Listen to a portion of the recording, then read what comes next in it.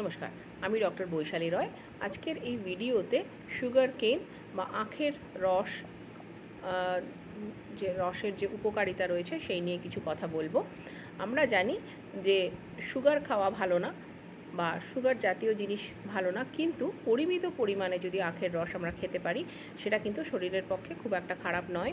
কেননা এর মধ্যে প্রচুর পরিমাণে জল থাকে, ফাইবার থাকে, যেটা আমাদের হার্ট হেলথকে ভালো রাখে, সার্কুলেশন ভালো থাকে, যেটা আমাদের গাট বা যে আমাদের ইন্টেস্টিনগুলোকে ভালো রাখতে সাহায্য করে এবং আমাদের কনস্টিপেশন দূর করতে সাহায্য করে। এটার মধ্যে প্রচুর পরিমাণে অ্যান্টিঅক্সিডেন্টস থাকে।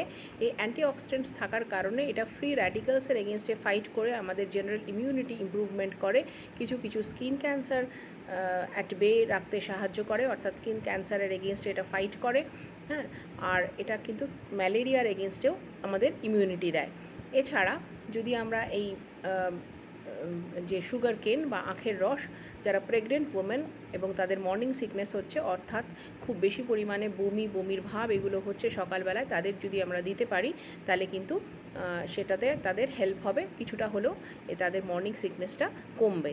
অতএব আমরা বলতেই পারি যে পরিমিত পরিমাণে যদি আমরা আখের রস খাই বা সুগার কেন যদি আমরা খাই, তবে সেটা কিন্তু খুব একটা খারাপ না। তবে definitely you have to take it in moderation. যদি মডারেশনে না খাওয়া হয় তাহলে এটা নানান রকম ডিজিজ এর থেকে হতে পারে, যেমন diabetes mellitus, heart disease, weight gain, এর থেকে যা যা অসুস্থতা আরও সৃষ্টি হয় সেগুলো কিন্তু সবই হতে পারে।